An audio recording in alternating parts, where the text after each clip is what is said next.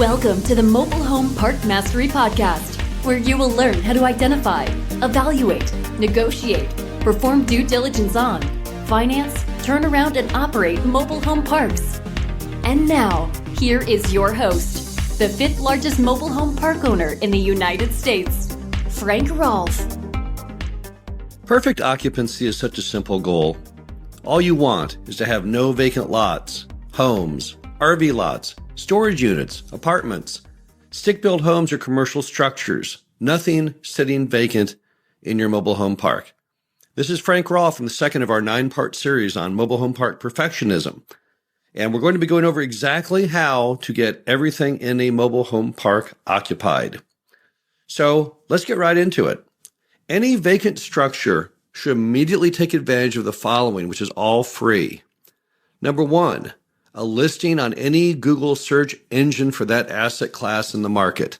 If you have RV parks, you should show up immediately when someone searches RV park in whatever the name of the market is. If you have storage units, once again, you should show up on Google. If you Google search storage units, whatever the name of the market is, you should pull right up. Second, MHBay or any other free listing service that allows you to list what you have online. MHBay is a resource where people can go and search for mobile homes for sale or rent. Anything you can find that's free, go for it. Craigslist, same story. It's completely free. Why would you not post any vacant item you have on Craigslist?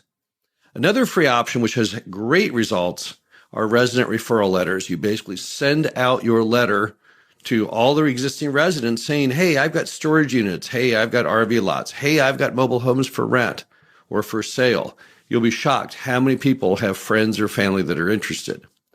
Next, putting up banners at the entry. Most mobile home parks are on pretty busy streets. And because of that, you get a lot of visibility from passing cars, and you're wasting your time and wasting money if you do not have big old banners right there at the front. We normally like to put them on 3-rail white vinyl fencing. That's what we put on most of our park entries. You put the banners right on there, and you're going to reach often 5,000 or 10,000 people a day driving by. Next, tear sheets. Tear sheets are a thing where you basically make an 8.5 by 11 advertisement. You put the phone number in little vertical strips on the bottom, and then you cut those strips.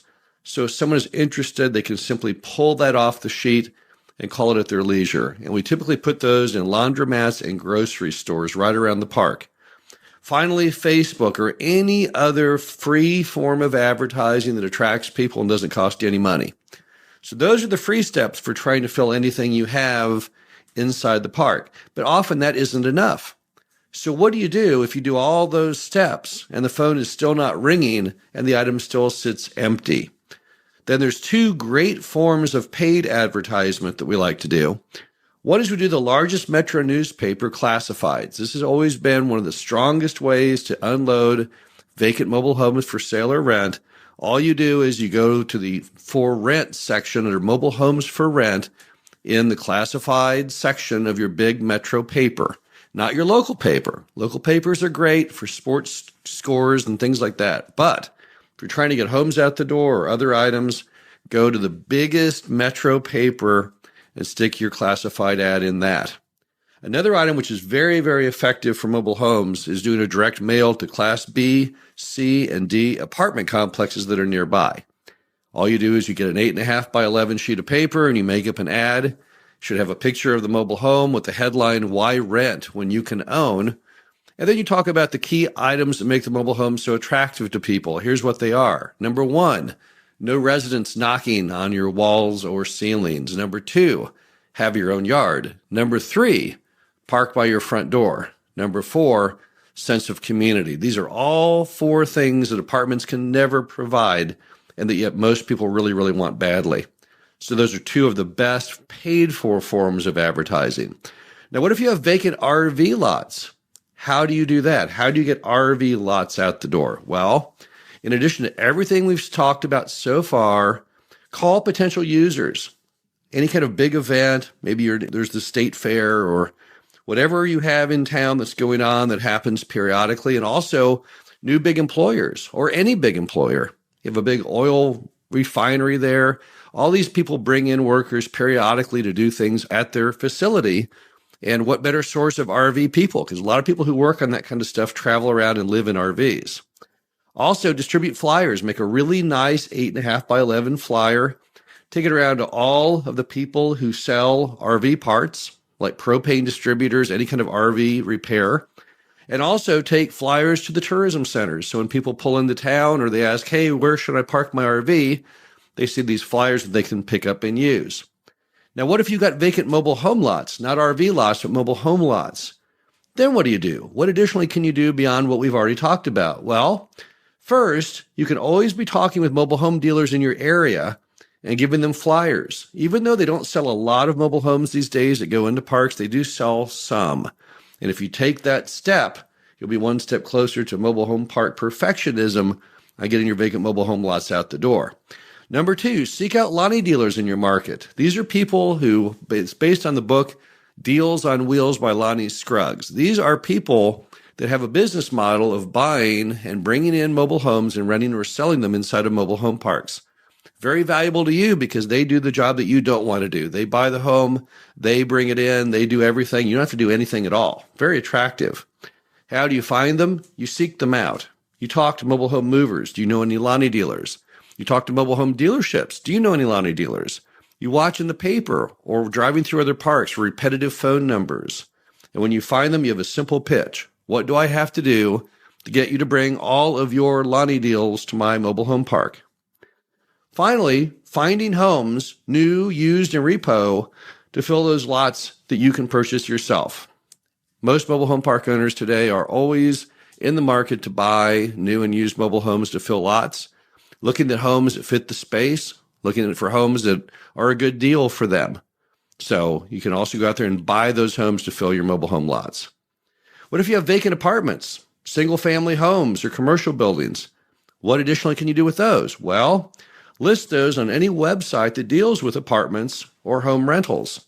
There's so many different websites today that are kind of a repository of all the inventory available out there. And they're often free or nearly free. Get on all of those. Why would you not? Same with commercial building and rental websites. These also exist, and get on there with those too. Also, get in with a local broker perhaps, or a management company that have clients.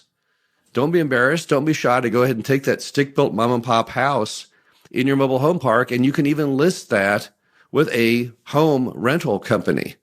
Often they'll have a list of people, and what's neat is they always have people looking for the really inexpensive kind of home rentals, and often that old mom and pop home fits right into that. Now, what happens when the phone rings? So these are all the ways to make the phone ring. What do you do when the phone rings? Well, in a perfect world, your manager is going to answer that on the first 3 rings. You don't want to leave that customer holding. You want them to answer with the name of the park and how can I help you today? A real spunky, positive answer. Don't let them answer with some kind of real downer like, what do you want? That's not the way to do it. It needs to be very peppy, very positive. Have a voicemail if they don't answer that's set up with a professional message. And additionally, have the manager return all those calls immediately as soon as they get them. Bear in mind that time kills deals. Every moment you're not addressing that customer's needs, they're going to go somewhere else. Also, you need to forward the office line to their cell phone when the manager's not in the office during office hours. Don't let them tell you, oh, I didn't answer the phone because I was at Home Depot. That's not good enough. They're at Home Depot. Their phone should be forwarded from the office to their cell where they can continue to answer prospects' calls while they're gone. Otherwise, that's incredibly wasteful. Whenever someone calls, they should always get the prospect's name and number for a follow-up. So don't listen to the customer call and say, hey, you got a commercial building. Find out who are they? What's their phone number? What are they looking for? And then start calling them to urge them to come by to see if there's any way you can try and get a deal done. Also, they should be always convincing the customer to come in for a showing. When someone calls you, no one buys anything or rents anything off the phone. They have to see it. This is the world of housing. This is not eBay. So when someone calls you, the whole point is to arrange a showing. You're not LLBing. You're not going to get a phone order. So it's not good enough just to answer the phone and not take any further action. I need to get people to come on in, look at what you have to offer, and get the sale closed. They need to always make sure that they are on time for the showing. You'd be shocked how many managers we've had to let go over time because they did not understand the customer is the VIP. They would leave the customer standing by the home or standing in the office while they're on the phone talking to a friend. That does not work. The customer is always the most important person walking in the door. And when you find the customer that wants to buy or rent, you've got to process that application as quickly as possible. There's a lot of different competitive things people can do as far as renting or buying. You must not let them waver and start having second thoughts because it takes you forever to get them approved. If it takes you 3 days to get somebody approved, by then they've already found somewhere else to live. And when you call to say, hey, you're approved, they'll say, well, I don't care. I've already got somewhere else going. So you've got to move very quickly on that. Now, here are some other considerations of things you need to think of that are outside the box, but all a part of occupancy perfectionism. Number one, always watch for other parks shutting down in your market. Every year, it seems, we luck out and there's one or two parks that are being redeveloped to Home Depot or Lowe's or some other use. And we were able to jump in there and get a lot of homes out of there. We had one in Wisconsin last year. It was awesome. We picked up about 20 homes from a mobile home park that was being redeveloped. But this is happening across America. Why? Because apartment rents are so much higher than our rents, and commercial building rents are so much higher than mobile home lot rents. A lot of parks are being redeveloped. And when that happens, it displaces all of the residents, and that can be an unbelievably great thing for you as a park owner if you can capture all those tenants. Number two, always be careful if you go around trying to approach people in other parks to move into your park. This is a rookie error some people make, and they don't understand the downside, the damage to doing that. If you've got a park with some vacant homes and vacant lots, it doesn't make any sense to go to your neighboring park and try and steal their customers. Why? Because they'll immediately come back and try and steal your customers. If they're redeveloping the park, that's great. There's no way that anyone would strike back. They'd have no desire. But don't go around trying to raid your neighbor. That's always a terrible idea. Historically, it's never worked out very good at all. Also, make sure before you get into the mobile home renting or selling mode, you understand the titling laws in your state. Without a title in some states, you can only rent the mobile home. So make sure you know that. How do you get the information? Go to the Mobile Home Association for your state. Also, if you're going to have your manager do any of the advertising, for example, on Craigslist, always make sure to monitor and improve those ads. You'd be amazed at some of the terrible ads that people have done over the years that we've seen. Pictures that are horribly unbecoming, copy that has typos in it, pricing that is wrong. So always make sure you're controlling the ads. Don't let the manager go out there and start running crazy ads because you'll be bound by them as the owner, and that's never a good thing. Next, mystery shopping is absolutely key. You've got to always stay on top of the manager and see exactly what they're doing. You want to do mobile home park perfectionism on occupancy? Route your number through something like a group called Who's Calling, because Who's Calling records all incoming calls, and you can actually listen to exactly what your manager is telling people. It also captures the phone number, so you can call them later to see if they went to the showing and if the manager showed up and how they did. If you don't want to do Who's Calling, at a minimum, mystery shop. Star 67 your phone, call up the customer or answer the phone and see what's going on. Just pose as though you want to rent a mobile home or you want to rent that stick-built house and see what the manager says. Do they answer the phone in a cheery fashion? Do they ask you the right questions? Do they urge you to come in and see it?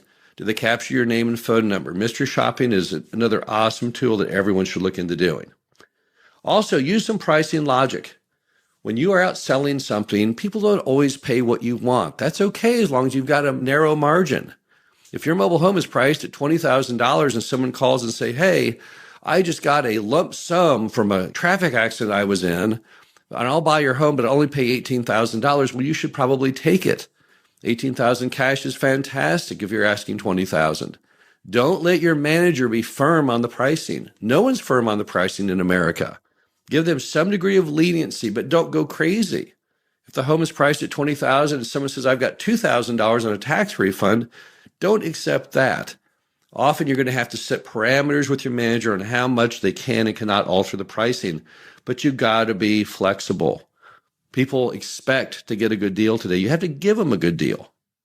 Also, as far as the mobile homes go, never forget that we want mobile home owners more than we want renters, because when people own, they care. They're stakeholders. They have pride of ownership in what they do.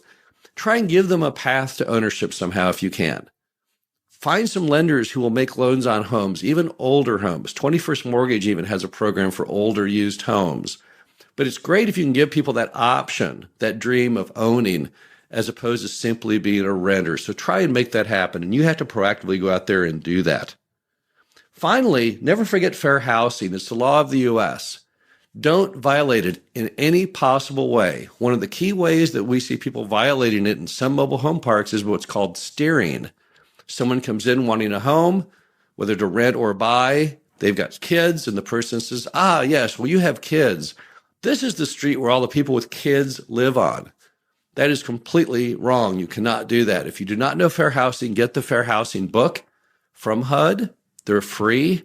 Also give one to your manager and make the manager write something, sign something saying that they have read it and that they acknowledge the rules of fair housing, that they will comply with it.